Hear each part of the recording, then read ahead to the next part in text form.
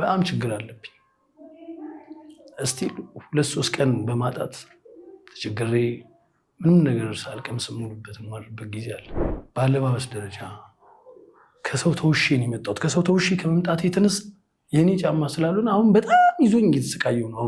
ወርቅ ዓለም የኔ ነች ስልኖሬ አስታውሽኝ ህይወቴን ትዳሬ። 90ዎች ውስጥ ትንሽ በነበረ ላይፍ እጽፍ ነበር። የሆነ ሰዓት ላይ ስደት ሞክሬ ነበርና ጎዳና ሞትቼ ነበር። የሰው ልጅ ራብ ቢገሎ ኖሮ እኔ ሞት ነበር። ልጅ ሆኖ ደግሞ እንደዛ ኤክስፒሪየንስ ማድረግ በጣም ከባድ ነው። በአዲስ አበባ ፖሊስ ደረጃ፣ በክፍለ ከተማ ደረጃ፣ በዞን ጥናት ደረጃ ዋና ተብሎ የምፈለግ አንድ ዱርዬ ነበርኩኝ። አሁን ተስፋ የተመለሰ ትክክለኛ ቦታ ነው ያለው። መነሳት የማይቻልበት ነገር የለም። ተባርክ ያለው ብዬ አምናለሁ። የበፊቱን ህይወቴን አልኮራበትም። ይሄንን ኖት እንዲያደርጉ ትፈልጋለሁ።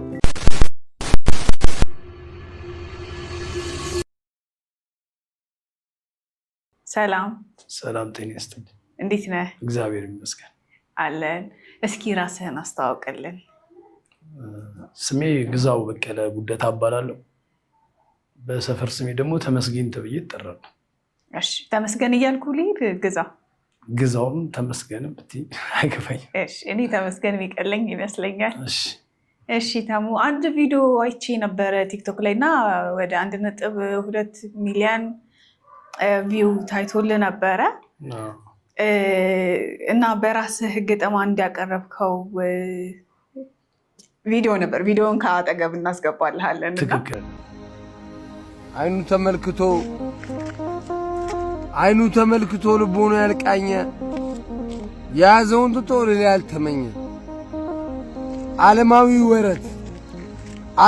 ወረት ያረገጠው ደጅን አለኒ ከሰው ልጅ ያልካደው ወዳጅን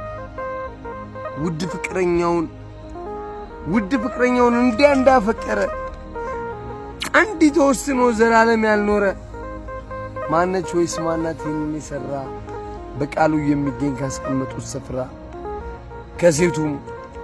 ከሴቱም ከወንዱም ያልተለዋወጠ አለ እንዴ ከሰው ልጅ ወዳጅ ያለወጠ። ተው ልቤ ተመከራ፣ አትሸነፍ በርታ፣ በምታየው ነገር ደርሳ አትረታ። ሰው ብለህ አትኑር፣ ራስህን አትጣል፣ ከኖርክለት ሁሉ ያተረፍከው የታ። ዛሬ እንኳን በል በቃ አትሁን ወገኛ፣ ሰው አትበል ዘንድሮም ዳግመኛ። የቀድሞ ቁስልህ ጥቂት ሳይረሳ ስለ ሰው ማሰቡን ጨርሰህ እርሳ። ልቤ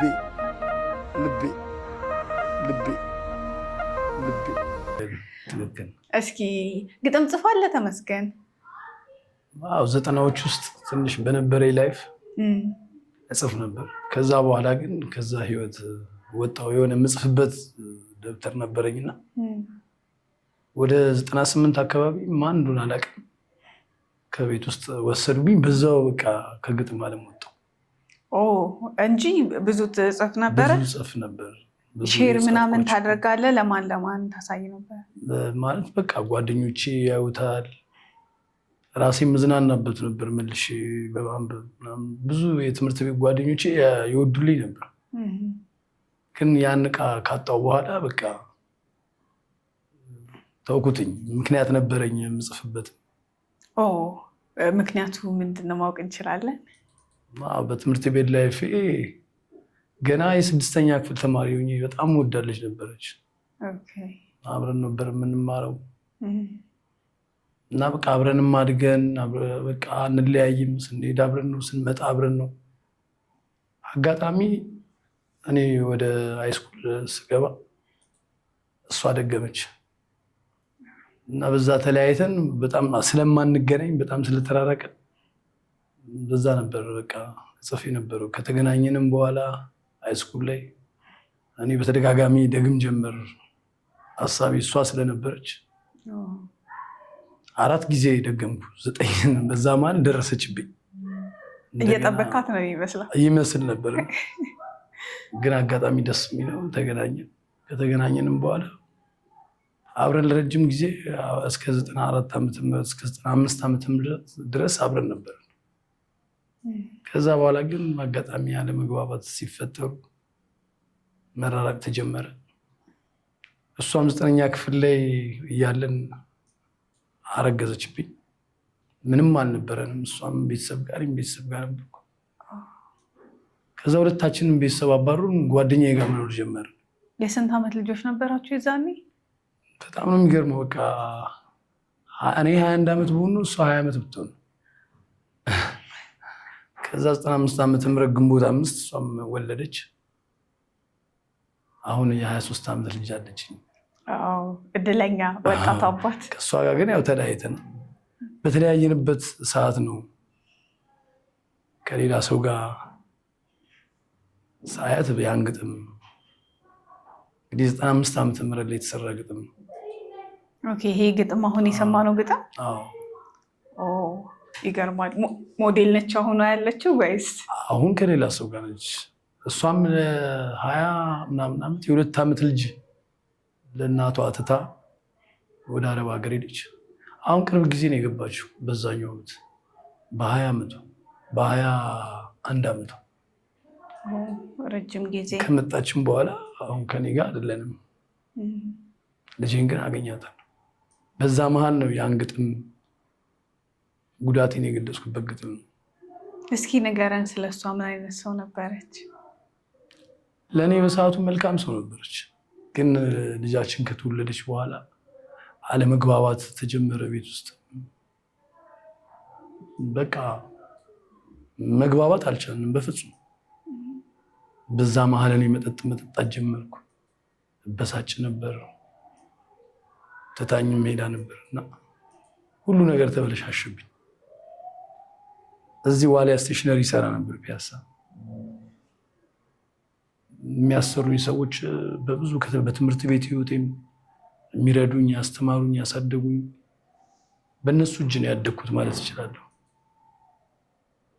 ዋሊያን ስቴሽነሪን ካወቅሽው ሸዋ ህንፃ ስር ፒያሳ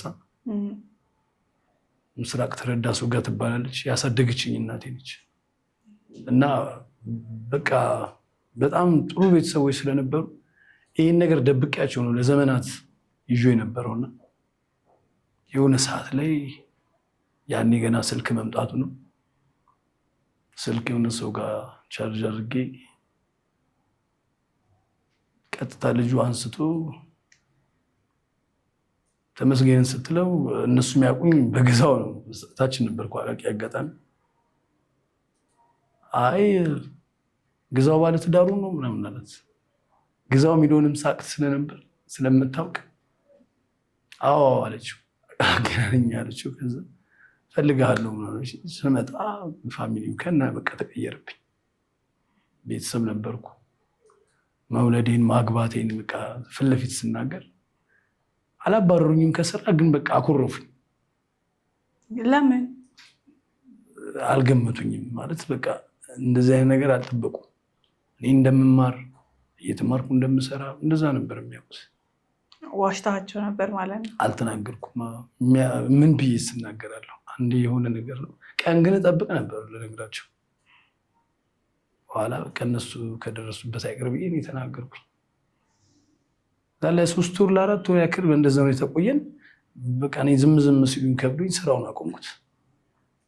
ከዛ ሙሉ ለሙሉ አቃቂ ገቡ። እችም ልጅ ሳላቅ በቃ ፓስፖርቷን መጨረሷን አላቅም ምን አላቅም ጥላኝ ሄደች። በዛ መሀል በቃ እኔ አልነበርኩም። ከባድ ጊዜ ነበር ለኔ። ከዛን ጊዜ እስካሁን ለኔ ከባድ ጊዜ ነው። አሁንም በጣም ወዳት ስለነበር ግን ያው ልጄን ሳይ እጽናናለሁ። ትልቅ ነች ልጄ። አሁን የ23 ዓመት ልጅ ማለት አሁን በማርኬቲንግ ማኔጅመንት ቅርብ ጊዜ ነው የተመረቀችው ከአድማስ ኮሌጅ ማለት ነው። እና ይሄን ያለው ነገር ትልቅ ነገር ነው በጣም። ምን ያክል ዓመት ጻፍክ ግጥም? በዛ ሰዓት በቃ እነኛን ዓመታት ማለት ትችላለሽ። በቃ እሷ የሄደችባቸውን ጊዜያቶች እጽፍ ነበር። ከዛ በኋላም ሌላም ሰው ለመቅረብ ሞክሬ ነበር፣ ግን በፍጹም ልጣጣም አልቻልኩም።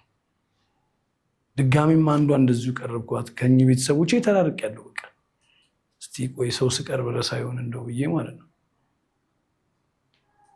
ከእሷም እንደዚሁ አንግባባም። በቃ ያኛው ሲዩቴን ትቼዋል እንዴ በማለት እሷንም ፈታው። እሷም እንዲህ ወልዳ ነው የተፋታች። የሚገርምሽ ያስላ ልጅ ነች። ልጄን ይዛብኝ ሄደች። አሁን እዚህ የለችም። ከዛ መጨረሻ ግን እግዚአብሔር ይመስገን አሁን ያየሻትን ሊሰጠኝ ፈጣሪ ምንም ባይኖራትም እኔም ምንም ባይኖረኝም ደህና እየኖርን የኔ ቤተሰብ ጠሏት። በቃ እንዴት እንደሆነ አላውቅም። ትንሽ ታማሚም ነች።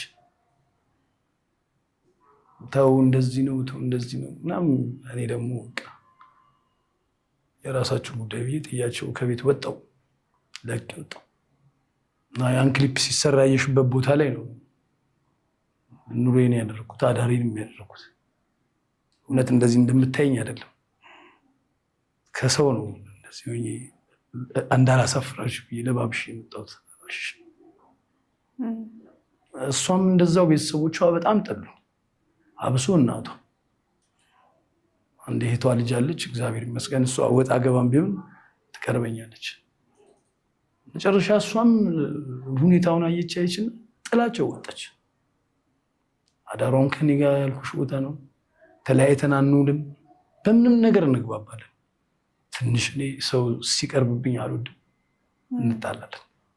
በዛ ግን ብንጣላም ፈለገ ወዲያው ነው የምንታረቀው። አሁን በከባድ ችግር ውስጥ ከእሷ ጋር እያሳለፍኩ ነው ነገሮች እስኪመቻቹልኝ ድረስ። እግዚአብሔር ይመስገን አሁን አንድ ጥሩ ሰው ገጥሞኛል። እድሜ ለወንድሜ ስንታየው ካሳሁን ሳካ የሚባል ሰው እየረዳን ነው ያለው። በሚችለው መጠን ሁሉ እየደገፈኝ ነው ያለው። በአቅሙ እኔን ለመለወጥ በጣም እየጣረ ነው። አሁን እየተነሳሳው ነው ማለት ይችላል። ትንሽ ከበፊቱ አሁን የተሻለ ነገር ላይ ነን እኔም እሷ። አከባድ ነው። ደስ ይላል በጣም። እንዴት ነው አብራችሁ ለመኖር የወሰናችሁት? የመጀመሪያ ጊዜ እስኪ የተገናኛችሁበትን ነገር ልትነግረን ትችላለህ? በጣም የሚገርምሽ እኔ እንደነገርኩሽ በቃ ህይወቴን እየዞርኩ መጠጣት አደረኩት። በቃ የሚቀረኝ ሰፈር የለም። ትንሽ ሞቅ ሲለኝ መስፈን ነው እንዳልኩሽ፣ የማውቃቸውን ግጥሞች ማውራት ነው፣ ማልቀስ ነው ስራዬ። እና የሆነ ሰዓት ላይ እነሱ ሰፈር ማዘውተር ጀመርኩ። እሷ ያለችበት ሰፈር ክሊፑን ያየሽበት ሰፈር ነው። እዛ ሰፈር ላይ እንዲህ እየጠጣሁ ምን ያልኩ ሁኔታዋን ሳያት ምን ስል ከ4 ዓመት በፊት ነው ይሄም ነገርሽ ነገር ነው። ወደድኳት በቃ። እንደዚህ አሁን እኔ እንዳየሽኝ እኔ ሽምቅቅ እንደምለው አይነት ሴት አይደለችም። ወጣ ያለ ላይፍ ያላት ልጅ ነች። እሷም እንደኔ የተጎዳይ ሴት ነች። የ4 ልጆች እናት ነች። ማሳደግ አቅቷት ከ3 አባት የወለደቻቸው ልጆች ናቸው። አሁን ለእንጆ ሰጣ። አንዷ ጣሊያን ነች፣ ሌሎቹ አሁን እዚህ ፒያሳ አካባቢ፣ ግማሾቹ ወደ 4 ኪሎ አካባቢ መሰለኝ። በጣም ጥሩ ኑሮ እየኖሩ ነው በእንጆ ተወስደው ማለት ነው። እና ጎበዝ ተማሪ ናቸው። እሷ በቃ በልጆቿ ጉዳት የተነሳ ልክ እንደኔ እንደዚህ እየዞረች ትጠጣለችና ራሷ የምትረሳው በናፍቆት በችግር ያሳደገቻቸው ልጆች ስለሆኑ ታሳዝንሻለች። ታሪኳን ቀረብ ብለሽ ትጠይቂያት ምናምን ታወራሻለች። እና በዛ የተነሳ እንደዚህ መጠጥ ቤት ውስጥ ተገናኘን እና በቃ ዝም ብዬ ይወድርኳት 4 ዓመት ሙላኝ። ለመናገር እፈራለሁ፣ ታስፈራለች። ትንሽ ከጠጣች ምንም ነገር የምሰማው ነገር የለም። ፈታ ያለች ነች። መጨረሻ አንድ ቀን እንዲህ ለምን አልናገርም ብዬ ወሰንኩ። ከነስንታየው ቤት ጀርባ ነው አሁን የምልሽ ቤት። መጨረሻ ላይ ከምሽቱ 12 ሰዓት አካባቢ ሆነ ሰዓቱ። ቀን ሙሉ እየጠጣን ማለት ነው። እሷ ቤቷም ቅርብ ስለሆነ እንደመጠጥ ቤቱ ገባ ወጣ እያለች ነው። ቁጭ አልልልህ አለችኝ እና መጨረሻ ነይ እስኪ እዚህ ጋር ምናምን ብዬ አንዳንድ ነገር አወሯት። ልጆች እንዳሏት ነገረችኝ። እንደዚህ በቃ ብዙ ታሪኳን አወራችኝ። ከ4 ዓመት ጀምሮ እስካሁን እንደምወዳት ነገርኳት። አፈነዳሁት። እንዴት አልነገርከኝም ምናምን አለች። የዛ ሰፈር ልጅ ሴሎ የሚባል ልጅ አለ፣ ነግሬዋለሁ ንገርልኝ ብዬ። እንዴት አልነገረሽም? እሱም እንደኔው ለካ ፈርቶ ነው መንገር ትቀየርብኛለች ብሎ ስላሰበ፣ ሌላው ጓደኛ ይኖርሻል ብዬ ስላሰብኩ፣ ግን ይህን ያህል ጊዜ ሳጠና አጠገቤ ሰው የለም። በቃ ዛሬ ነገርኩሽ ምናምን አልኳት። ያ ምሽት አብረን አመሸን። በንጋታው አብረን መዋል ጀመር። በጣም ተቀራረብ። ሰፈር የሆነ ያ ሰፈር በቃ ወደ ሌላ ሰፈር እየሄድኩ መጠጣው ልጅ እዛ ሰፈር ተወሰንኩ። እንዲህ እያልን ያው ተገባባን። ደስ ይላል በጣም። እሺ ተሙ፣ እስኪ እንዴት ነው አሁን ኑሯችሁ? በምን ሁኔታ ላይ የገፋችሁ ነው? በሙያህስ ምን እየሰራክ ነው አሁን እየኖራችሁ ያላችሁት? አሁን የሚገርምሽ አሁን ላይ እኔ እየኖርኩ ያለሁት ህይወት አሁን ከቅርብ ቀን ገፋ ቢል 15 ቀን ምናምን ይሆነኛል። እድሜ ለወንድሜና ለቤተሰቡ ከዛ ከወደኩበት ቦታ ላይ አንስቶኝ ቤቱ አርጎን እዛ እያደርኩ አንድ ክፍል ቤት አስለቅቆልን የሆኑ ሰዎች ነበሩ፣ ተከራይተው የሚኖሩ ሰዎች። እነሱ እንዲወጡ ተደርጎ እዛ ቤት ውስጥ እኔና እሷ አንድ ፍራሽ ሰጥቶኝ እንደዚህ ምንጣፍ ነገር የሚለብሰውን አካፍሎኝ እዛ መኖር በጀመርን ሰዓት ነው አሁን ካሳሁን ሳካን አገኘሁት እምልሽና በዚህ በቲክቶክ የተነሳ ማለት ነው። አቃቂ ድረስ መጥቶ ጊዜውን አቃጥሎ ምንም ቢዚ የሆነ ሰው ነውና አገኘኝ። በቃ አሁን እንዳየሽው የ10 ብር የ100 ብር ቻሌንጅ ጠይቆልኝ ህዝቡን የሚያውቃቸውንም ሰዎች የተወሰኑ ሰዎች የሆነ ነገር እንትን ብለውልኛል። ነጋውን በአካል ካሳሁን ሳካን አቃቂ መጥቶ አገኘዋለሁ ድጋሜ። እኔ መጥቼ አግኝቼዋለሁ። በቀደም ቤቱን አስተዋውቆኝ ቤት ወስዶኝ ምናምን ከነ ባለቤቴ እሱም ጭምር ደግሞ የሆነ ቪዲዮ ተለቋል። እሱ ቤት ሆኜ ካየሽው አሁን እሱ ቤት ኪራይ የ3 ወር ቢከፍልልኝ በቀረችው ነገር ደግሞ እሷ የሆነ ቡና ምንም እየሰራች እሱ ደግሞ የሚያመርታቸው ምርቶች በቅናሽ ዋጋ ሰጥቶኝ እየሸጥኩ ዳቦ ቁሉ ፋብሪካ አለውና በዱቤ ሰጥቶኝ እነሱን ነገሮች ለሱ እየሰጠው ዋናውን ትርፉን እየተጠቀምኩ ህይወቴን እንድመራ ከ3 ወር በኋላ ቤቱ ግድ ያው ወንድሜም እስከ መጨረሻው እኔም በነፃ ማኖር ስለማይችል በ2500 ብር ያን ቤት ተከራይቼ እሷንም ይዤ እንደዚህ ለመቀጠል ካሳሁን ነገሮችን እያስተካከለልኝ ይገኛል። እግዚአብሔር ይስጠው። ሌላው እኔ ከዛ በፊት ምንም ያገኙትን ነው የምሰራው። የሚገርምሽ ወዛደር ሲሉ ይሸከማለሁ። እዛ አካባቢ ላይ እንደዚህ አይነት ስራዎች አይጠፉም።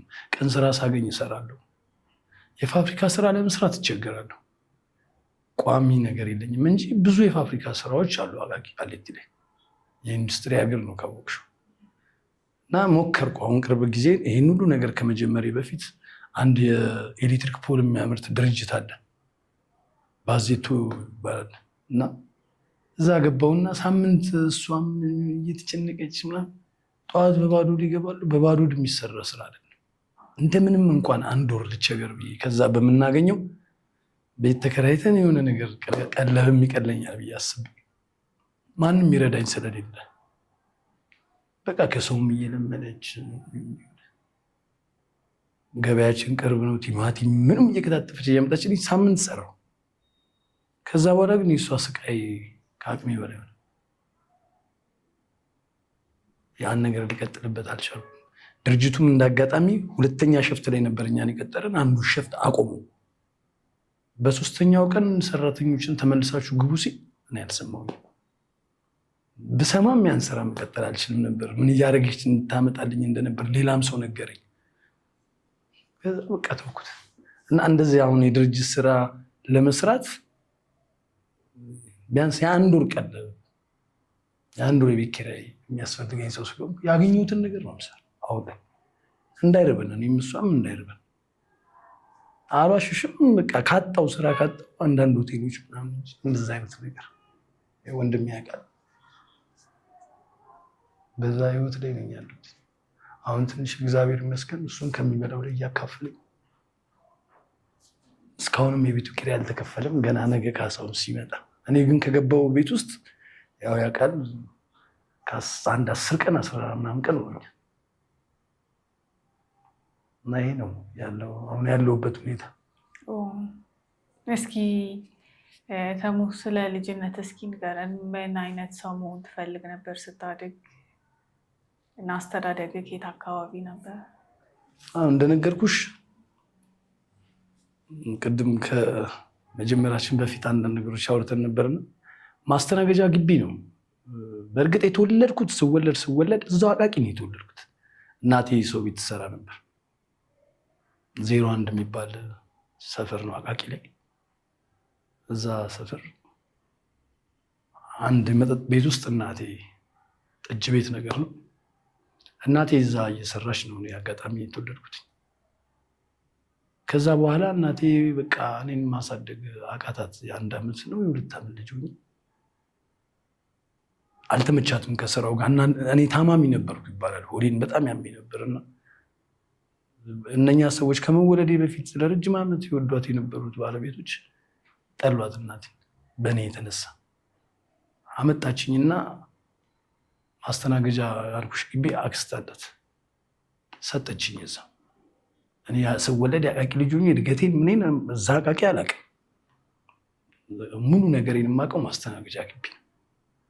ከዛ እናቴ አክስቴ እንደሚጠይቅ መጣችና ሰታት ጠፋች፣ ወደ ድሬዳዋ ጠፋች። ያደግኩት አሁን አያቴ የምለት የእናቴ አክስት አሁንም በህይወት አለች። አሁንም እድሜና ጤና ይስጣት፣ እሷ ነች ያሳደገች።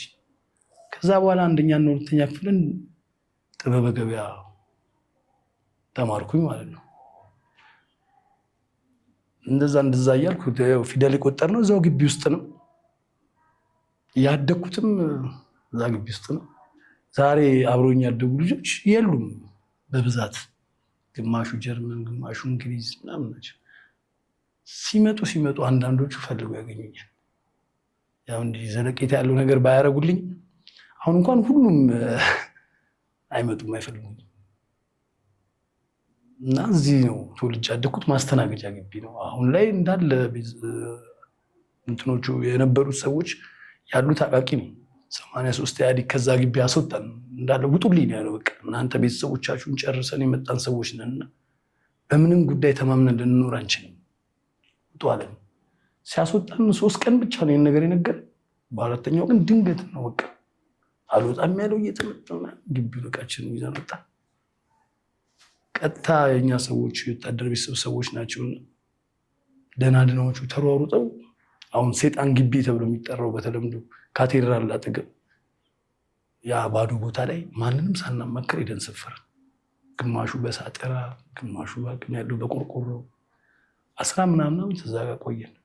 እንድንለቅ ብዙ ጥረት ተደረገ። ግማሹ ሰዓት ይለኩስብናል፣ ከኋላ ፌርማታ አለና ብዙ ነገር ተደረገን። የምንለቅ አይነት አይደለም።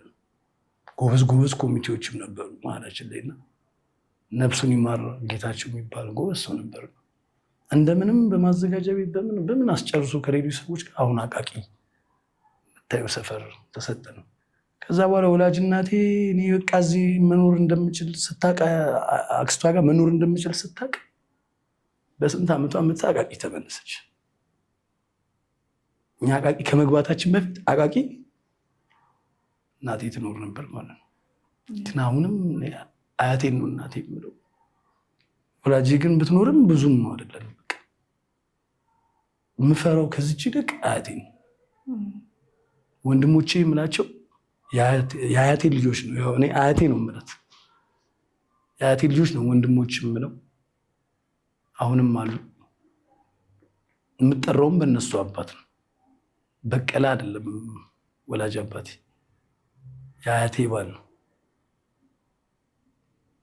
በቃ ምን ብዬ እንደምልሽ አላውቅም። ወላጅ አባቴ አለ፣ ግን በጣም በጥሩ ኑሮ የሚኖር ልጆቹ ጥሩ ኑሮ ያላቸው ቢነር የሚባሉ ናቸው። እኔ ያልቀርባቸው በሰዓቱ እናቴ አንዳንድ ነገሮች ነግራኝ ስለነበር አባቴ ማን ነው ባልኳት ሰዓት ማለት ነው። በዛ የተነሳ አልወደው። አሁንም አለ በህይወት ይሄን ያለው ነገር። እንዴት ነበር ልጅነትን ስታስታውሰው? እስኪ ያደክበት ሁኔታ፣ ከዛ እንደዚህ መሆን እፈልግ ነበር ብለህ የምትመኝ የነበረው ነገር ምን ነበር? እኔ ከበፊትም ልጅም ሆኜ እኔ አስተዳደጌ የልጅነት ጊዜ ካምፕ ውስጥ ነው ብዬሻለሁ። ካምፕ ውስጥ የነበረው ላይፍ ይለያል። እኔ አሁን አልዋሽሽም፣ ሳልፍ በዛ አካባቢ በጣም ከምልሽ በላይ እረብሻለሁ። ብዙ ላይፍ አለኝ። ጓደኞቼ ትዝ ይሉኛል። የነበረው ፍቅር ቤትሽን አታውቂውም። ማን ቤት እንደምታድሪ ማን ቤት ከወታደሮች ጋር ነው የምንውለው። በጣም ደስ ይል ነበርና በልጅነቴ መሆን የምፈልገው አርቲስት መሆን ነበር የምፈልገው። አብሶ ዘፋኝ መሆን እፈልግ ነበር። በጣም ዘፋኝ መሆን እፈልግ ነበር። ትምህርት ቤት ውስጥም በጣም ዘፍን ነበር። ባዶ ክላስ ከተገኘ በቃ ተማሪውን ማዝናናት ነው ስራዬ። ዘፍናለሁ እና አርቲስት መሆን ዘፋኝ መሆን እፈልግ ነበር። ግን ያ ነገር ሊሳካልኝ አልቻለም። ብዙ ነገሮች ሞክሬ ነበር። ነፍሱን ይማር ታሪኩ ባባን በጣም እያፈላለኩ በስልክ ማወራው ነበር። በአካል ልንገናኝ አካባቢ ነው የሚገርምሽ።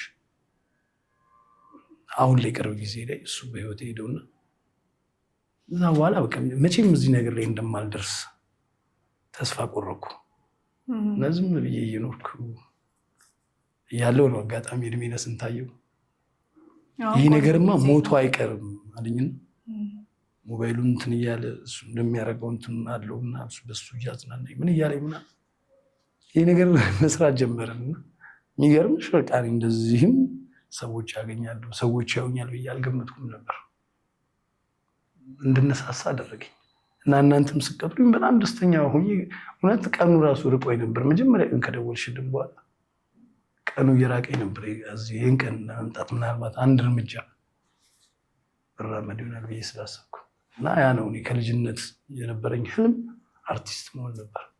እዛ ላይ ደግሞ ግጥም ጽፍ ነበር። ግን ከዛ በኋላ ግጥሞች ነገርኩሽ። አሁን ያኔ የሚገጥማቸው ግጥሞች ወደ ዘፈን ሁላ ቀይሬያቸው የነበሩ ግጥሞች ስለነበሩ ያን ደብተር ስሰረቅ ግጥሞቹ ማብሮ ከጭንቅላቴ ነው የተሰረቁት። እንደሆነ ነገር ነው በቃ የሆነ ከውስጥሽ የሚወጣ ነገር የለም።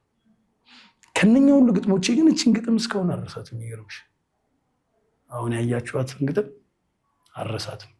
እስኪ ትልልናለህ አንድ ጊዜ? ምንም ችግር የለም እላታለሁ። ድል የፈለኩት የሚገርምሽ ደጋግሜ ሰዎችን ቀርቤ ሲርቁኝ ስቀርብ ሲርቁኝ ስቀርብ ሲርቁ ነው እችን ግጥም የሰራኋትኝና ተውልቤ ተመከራ አትሸነፍ በርታ፣ ተውልቤ ተመከራ አትሸነፍ በርታ፣ በምታየው ነገር ደርሳ አትረዳ፣ ሰው ብለህ አትኑር ራስህን አትጣል፣ ከኖርክለት ሁሉ ያተረፍክ ቤት አለ። ዛሬ እንኳን በልበቃ አትሁን ወገኛ፣ ሰው አትበል ዘንድሮም ዳግመኛ፣ የቀድሞ ቁስልህ ጥቂት ሳይረሳ፣ ስለ ሰው ማሰቡን ጨርሰህ እርሳ፣ ልቤ ብዬ ነው የዘጋሁት። ደስ ይላል በጣም ደስ ይላል። በጣም ቆንጆ ግጥም ነበረ። እስኪ ወደፊት አሁን ወደ ነበርክበት ወደ ኪነ ጥበቡ የመመለስ ሀሳብ አለክ? አዎ በደንብ ፍላጎቴም ያ ነው። መመለስ እፈልጋለሁ። በቃ አሁን ልቤ የሚፈልገውም ያ ነው። ጭንቅላቴ ውስጥም ያለው ሁሌ እንደው ብታየኝ ዝም ብዬም ብቻዬን ቁንጭ ስል ማንጎራጎር ነው ስራዬ። ዘፍናለሁ ግን አሁን እንደዚህ ወደ እንትኑ ለመግባት የሚያግዙኝ ምንም አይነት ቴክኖሎጂ ነገር እጄ ላይ የለም።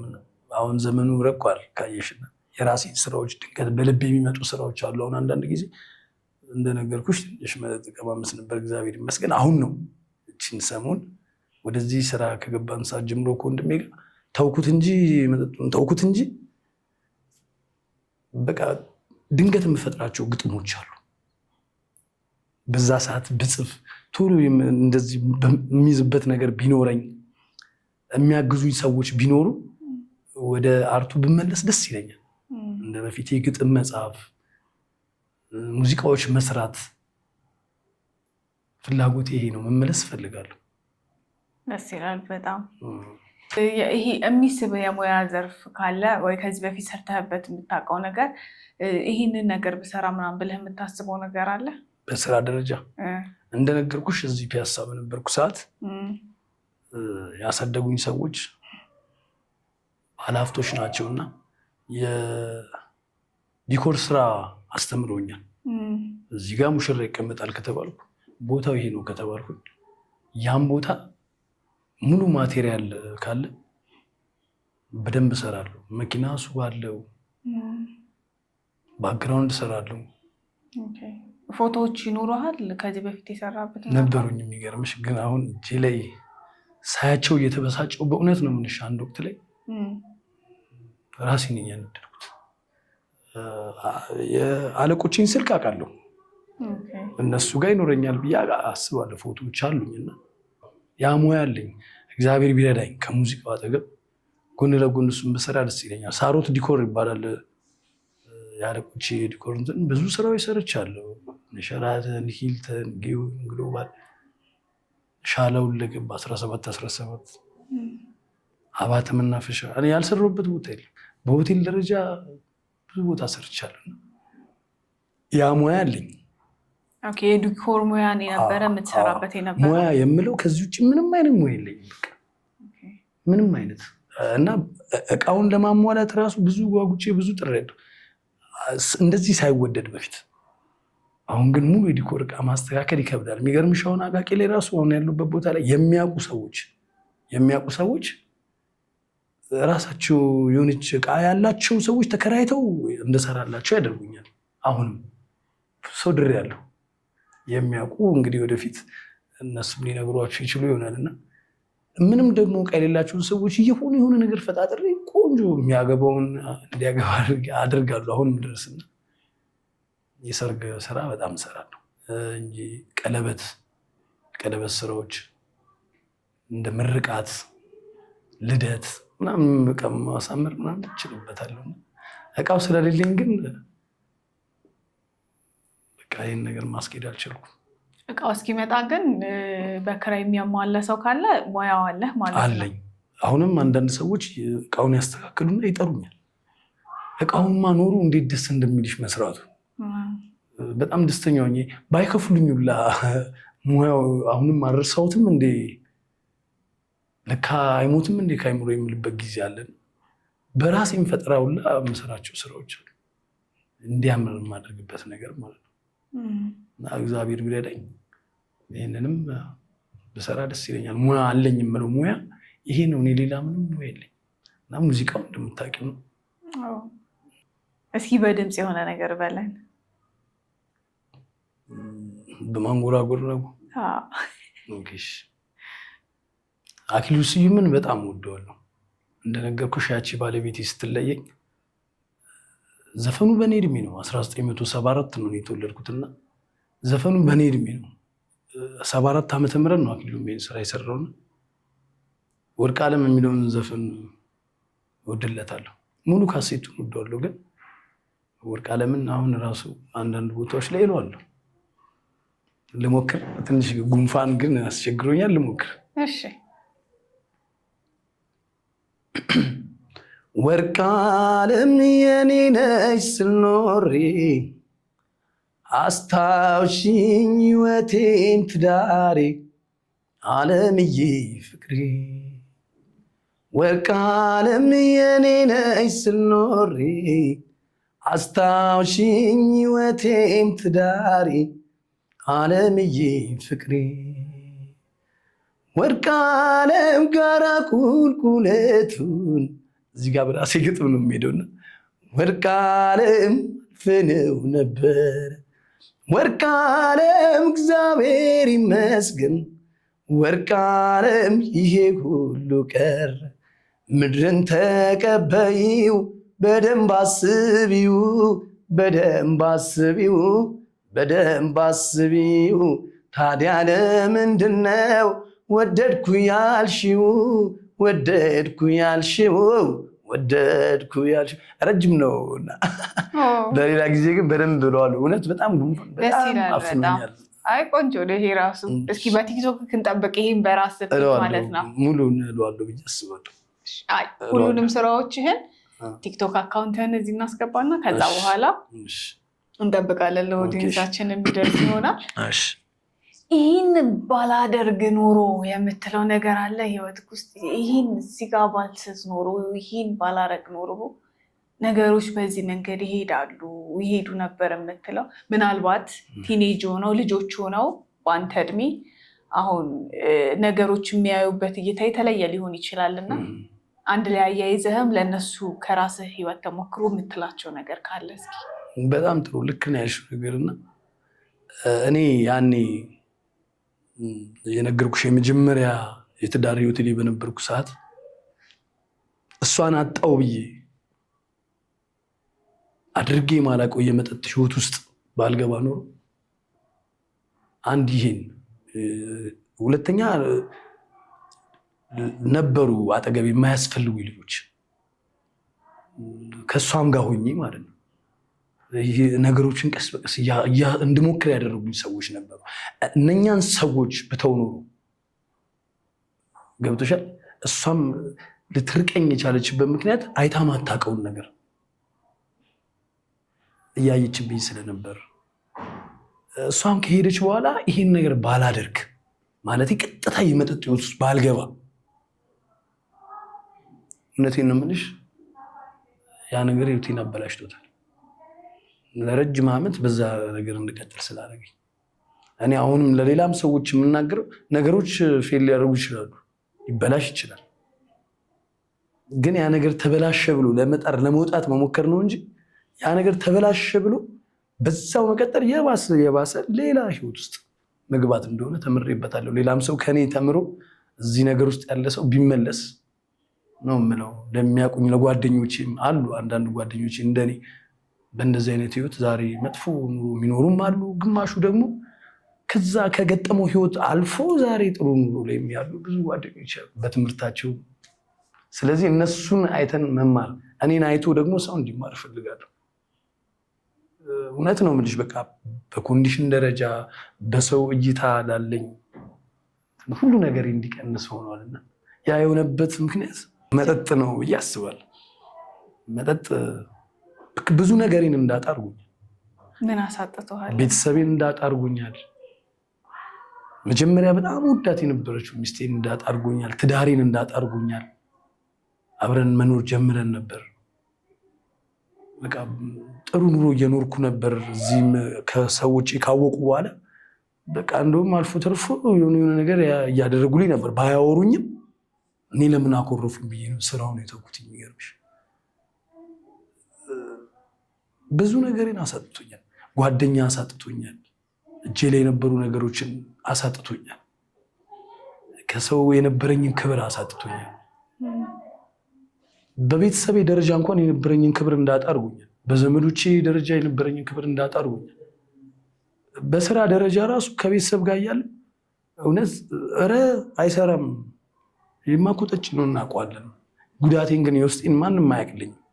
ለምን ይጠጣል ለምንድን ነው የሚጠጣበት ብሎ ከስንት አንድ ሰው ነው እንጂ የሚጠይቅሽ። እንደዚህ በስራ ደረጃ እንኳን ሄጄ እንትን ያደርገኝ ነበር፣ ያስንቀኝ ነበር። ይሄ የሆነው መጠጥ ነው። ይሄን ባላረግ ኖሮ ከዛ ህይወት መውጣት ቢሆን ኖሮ አሁን ዛሬ መፈልገው ነገር ላይ ደርስ ነበር ብዬ አስባለሁ። ግን አሁንም እግዚአብሔር ይመስገን ብዙዎች በርታ እያሉኝ ነው። አሁን ባለውበት ሁኔታ ጎበዝ እያሉኝ ነው፣ ቀየራል እያሉኝ ነው። እና የሚገርምሽ ከዚህ ህይወት ከወጣሁ ገና ውስጥ 20 ቀን 25 ቀን እንደዛ ቢሆን ነው። ሪሃብ ሴንተር ገብተሃል። ረጅም ዓመት እንግዲህ አልኮል የተጠቀመ ሰው እንደዚህ ዝም ብሎ ማቆም አይችልም፣ ለጤናም አደጋ አለውና። አዎ እኔ ረጅም ዓመት ነው። አሁን ይኸውልሽ ውጣ ብትኝ አሁን ሙሉ ለሙሉ እየወጣሁ አይደለም። አሁን እንደነገርኩሽ ስንታየው ጓደኛዬን እውነት በጣም እያሳቀቅኩት ነው። እያሳቀቅኩት ስልሽ እሺ በቃ ምናምን ብዬው ተደብቄው እጠቀማለሁና እንደውም ካልሽ መጠጡ ብዙ አያስቸግረኝም። እንደዚህ ብዬ መናገር ይከብደኝ ይችላልና የሚከብደኝ አንድ ሱስ አለ፣ ከዛ ነገር መውጣት ነው። እና ገና ከእቺን 25 ቀን ምናምን እንጂ ከዛ በፊት ለረጅም ዓመት አልኮል ተጠቃሚ ነኝ። እንደ ሰው እንኳን ድራፍት ቢራ ምናምን አይመቸኝ፣ አልኮል ነው የምጠቀመው። ግን አሁን እግዚአብሔር ይመስገን አሁን የነገርኩሽ ቀናቶች ውስጥ ብዙ ከባባድ ለውጦች አሉ። ከባባድ ለውጦች ፈጣሪ ካለ ግን ሙሉ አሁን ስራዬም አብሮ ስለማይሄድ አሁን የጀመርኳቸው ነገሮች ከዚህ ነገር ጋር አብረው ስለማይሄዱ እየወጣው ነው። በእውነት ለእኔ ብቻ ሳይሆን ለብዙ ሰዎች ራሱ በጣም እየገረማቸው ነው።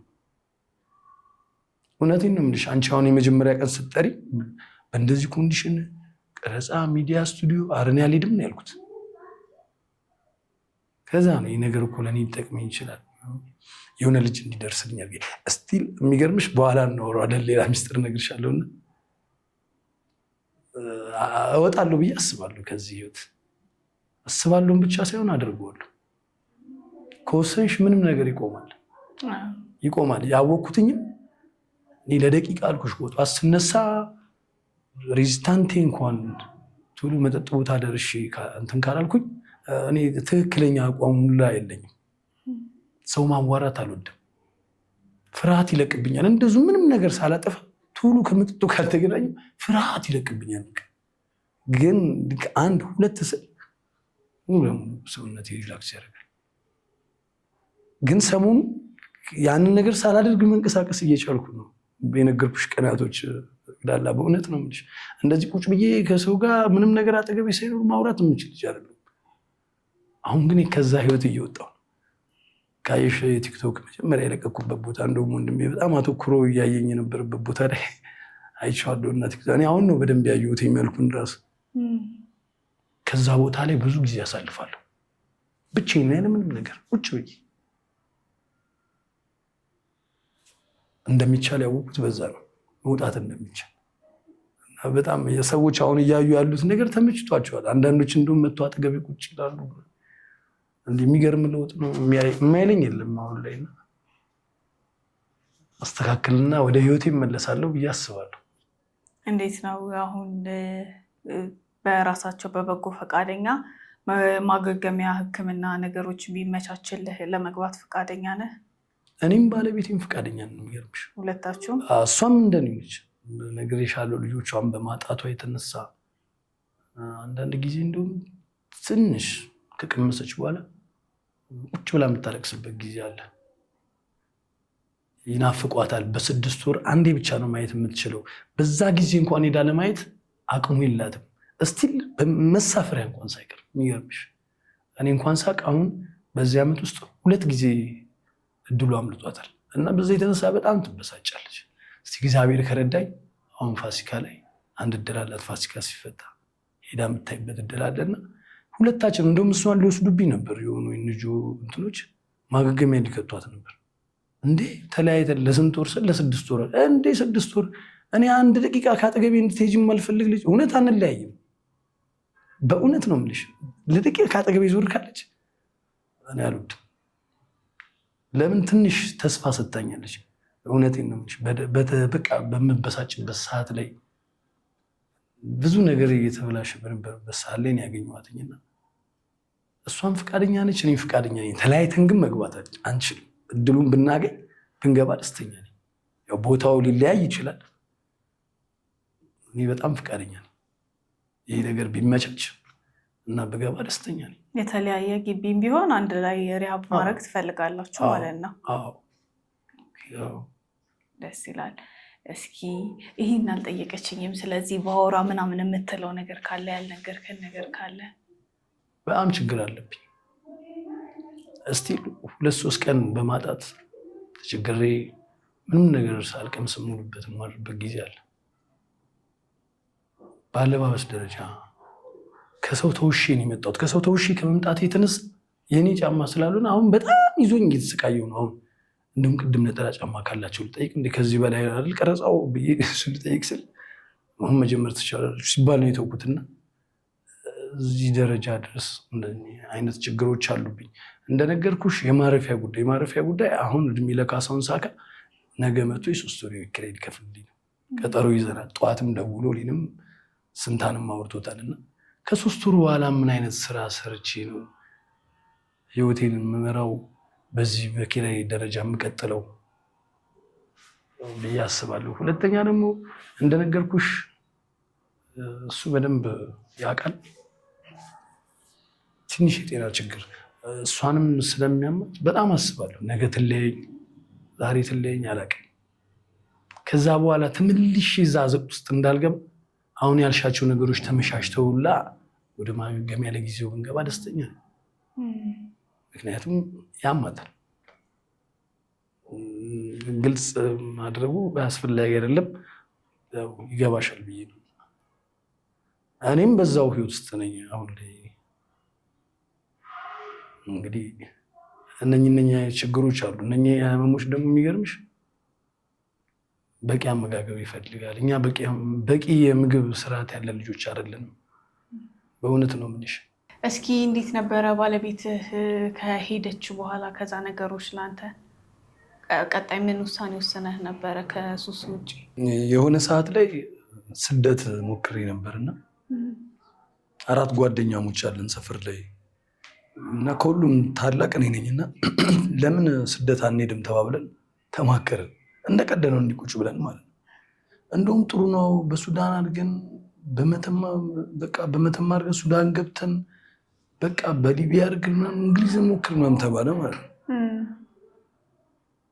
ከዛ እሺ ተባብለን ሁሉም ብር አዘጋጁ። እኔ ብር የለኝም ነበርና እናቴ ቀበሌ ብድር ጠይቃ 5000 ብር ሰጠች ለኔ። ከዛ ሁላችንም በቃ ተዘጋጃጀን፣ ተነስተን ጉዞ ጀመርን። ያው ከሀገር ወተን አናውቅም ሁላችንም እና ከዛ በፊት ባህር ዳር እንውረድ እንጎብኛት ባህር ዳር ተባለ። የቆረጥነው የመተማ መኪና ትኬት ነው። ዘላቂ ነው። አዎ ተስማማን። ማረፊያ ለሁለት ብር ላለማባከን ብለን ያዝን። እንደገና ጎንደር ስንደርስ ጎንደርም እንደዛው ረሳ ነው መዝናናት ሆነ ላይፋችን። ከዛ መጨረሻ ላይ ከጎንደር ቀጥታ መተማ ገባን። መተማ ላይ ስንገባ በቃ የምትመርጪው ደላላ ግራ ያጋባሻል። እውነት ብዙ ሰዎች በረሃ ላይ በሞትም የሚቀሩበት አይነት ሁኔታ መጥፎ ደላሎች አሉ። ይዞሽ ገብተው በረሃ ላይ ለቀውሽ ይጠፋሉ።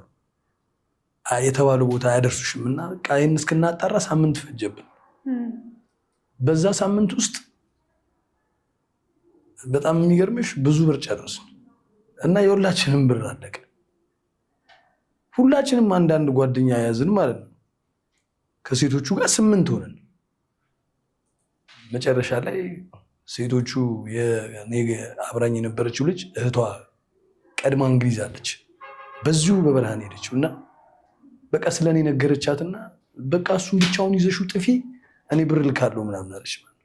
እኔ ደግሞ ጓደኞቼን ትቼ መሄዱ በጣም ከበደኝ። ማለት ልጆች ናቸው፣ እኔ ነኝ ትንሽ ከመሃላቸው ተለቅም ነው እና በቃ እኔ አላረገውም አልኳት። ከእሷ ጋር ተለያየን። በቃ እንግዲህ ተላቅሰን የተለያየነው ለዛን የተዋወቅነው ምናምን። እሷ ሄደች። በቃ አሁን ብር አለቀን ጨረስን። ያለን አማራጭ ወደ ቤተሰብ መደወል ነው። የሚገርምሽ መተማ ላይ ሆነሽ የሱዳንም ሲም ይሰራል፣ የኢትዮጵያም ሲም ይሰራል። በቃ ይኸው ሱዳን ልንገባ ሲም ገዛን። የሱዳን ሲም ይሸጣል እዛ። ሲም ገዛን። ይኸው በቃ ይሄ ራሱ የምንደውልላችሁ በሱዳን ስልክ ነው። ስልኩ ይታወቃል እና ምንድነው ሲባል እንደዚህ ብር እላፊ ብር ተጠየቀን። ስለዚህ ይህን ያህል ብር ያስፈልገናል ብለው እነሱ እንደገና 10 ሺህ ብር ተላከላቸው ማለት ነው። እኔ ማን ይላክልኝ? ከዛ መጨረሻ ወደ እናቴ ያለኝ አማራጭ አደፋፍሩኝና ደውል አሉኝ። በቃ ሄሎማይ ምናምን አልኳት። እንዴት ነው ገባችሁ? ይሄ ሌላ ሀገር ሲም ነው ገባችሁ ማለት ነው? አረ እንደዚህ ሁሉም ብር ተላከለት። እኔ ብር አነሰኝ። በዛ ላይ በእውነት ነው የምልሽ ይኸው በቃ ዋና ከተማ ካርቱምን እያየኋት ነው። ልንገባ ነው አልኳት። እኛ እኮ ገና መተማ ላይ እና ስለ ይሄን ያህል ብር ላኪልኝ አልኳት። ትታያለች ከተማዋ አለችኝ። እናቴ ተጫዋች ነች፣ ወዳጅ እናቴ። አዎ ማየው እያየሁ ዘለግባ አለችኝ ማለት ነው። በቃ ስልኩን አየር ላይ የለቀኩበት ድንጋጤ በጣም ቆርጣ ነበር። እንደዛም ሆኖ ግን እንደምንም የእነሱን ብር የተላከው ብዙ ስለነበር 3000 ብር ተላከል። ድጋሚ አሁንም የተባለው ሰው ስናየው ብዙ ሰዎችን በረሃ ላይ በላ ሰው ነው እና ሰው አጣን።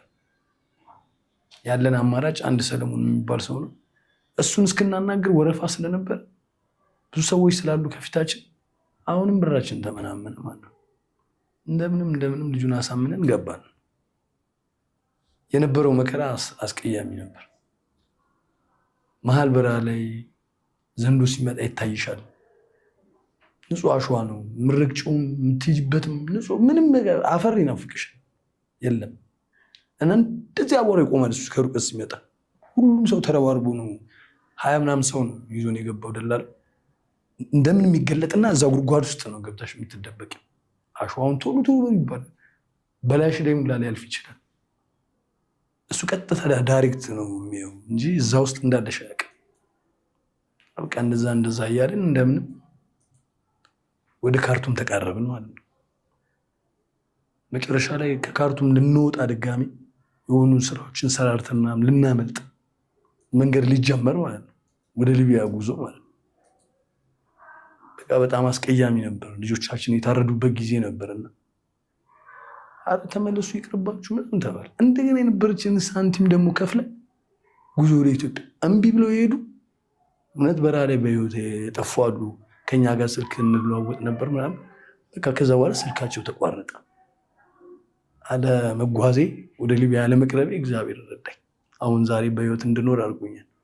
ከዛም ተመልሰን ደግሞ እንትን አላልኩም። እንደገና አሁን ቅርብ ጊዜ ኬንያ ፕሬዚዳንታቸው ምርጫ የነበረ ጊዜ አንድ ጓደኛዬ የመሬት ብር ትንሽ ብር ደረሰችውና 40 ምናምን ሺህ ብር እጁ ላይ ቀረ። አረ ብሩ ሊያልቅ ነው፣ በዚህ ሞክር፣ ካምፕም ቢሆን እንገባለን ምናምን በኬንያ እንሄዳለን። ሳስበው በቃ እስኪ ምናልባት በዚህ ይሳካ ይሆን አላቃትም። ደግሞ ኬንያ ለምንም አውቶቡስ ተራደርን።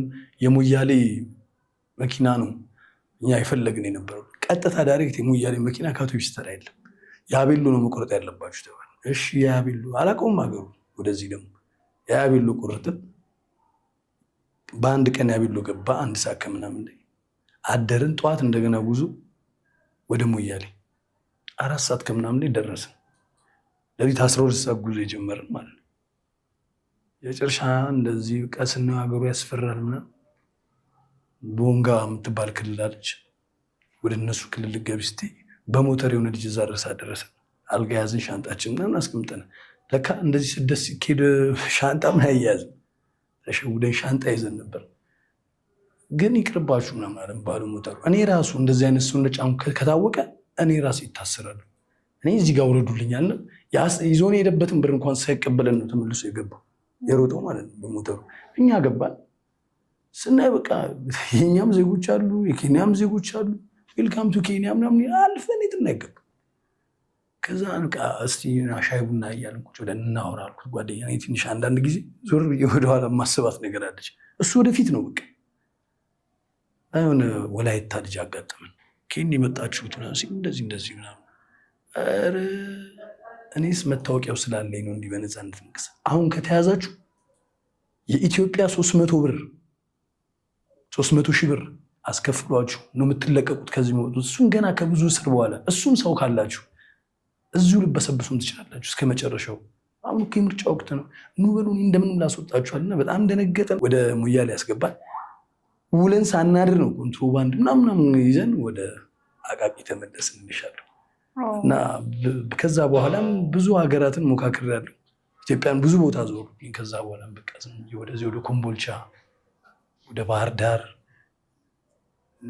ድሬዳዋ፣ ጅጅጋ፣ ሐረር በቃ ነኝ ናዩ። ግን ምንም ህይወት ልትሳካልኝ አልቻለችም። ተመልሼ አሁንም ወደ አቃቂ ጫልኩልሻለሁ። ተመለሰ ንግድ ጀምረ ነበረ የምትሄድባቸው ቦታዎች? ድንገት ሲሄድ ስመለስ አንዳንድ እቃዎችን ይዤ እመጣለሁ። አንድ ቦታ ሄጄ አልሳካ ሲለኝ እዛ ሀገር ላይ አቃቂ ላይ ይጠቅማል ብዬ የማስበውን ነገር ይዤ እመጣለሁ። ግን ኬላ ላይ ለማለፍ በጣም ከባድ ናቸው ይዘሽ የምመጫቸው ነገሮች። ለምሳሌ ልብስ ብትይ ከ4 ሱሪ በላይ፣ ከ4 ቲሸርት በላይ፣ ከ4 ጫማ በላይ፣ ከ4 ሹራብ ጃኬት ምናምን ሊሆን ይችላል። ከ4 ውጭ ከተገኘብሽ ከፍለሽ ነው የምታልፍ፣ ወይ ደግሞ ይወስዱብሻል።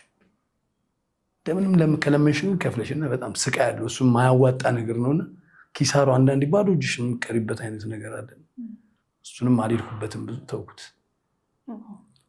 እና ህይወት እንደዚህ ነች ለኔ።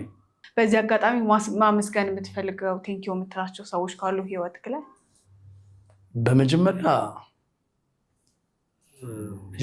እኔ ስንታየውን ማመስገን እፈልጋለሁ። በእውነት እዚህ ቦታ ላይ እንድደርስ ያደረገኝ፣ እንደዚህ ከእናንተን ጋር እንድገናኝ ጊዜውን ወስዶ ትምህርቱን እየቀረ በእውነት ነው የምልሽ። ዛሬ 4ኛ ቀን ነው ትምህርት እንኳን ሳይገባ። እንደውም አንዱ ቀን በጣም ፈተና ነበረ። መቅረት የሌለበትም ቀርቶ እኔን ለራሴ ጉዳይ መስዋዕትነት ከፍሉልኛል። አሁንም ድረስ ራሱን ጊዜውን ስልኩን ሳይቀር ለእኔ ሲል በቃ እኔን ብቻ እንድጠቀምበት እያደረገ ያለበት አጋጣሚ ነው ያለውና ስንታየውን በጣም ማመስገን እፈልጋለሁ። በቀጣይ ካሳሁን ሳካን የምታውቁት ከሆነ ካሳሁን ሳካ በጣም ባለውለታዬ ነው። እውነት በቃ የበለጠ እንድነሳሳ እንድሰራ በምክርም አሁንም ሁሌም ከጎንክ ነኝ እያለኝ ያለ ሰው ነውና እንድለወጥ እሱም በጣም እየጣረልኝ ነው። ካሳሁን ሳካን ላመሰግን እፈልጋለሁ።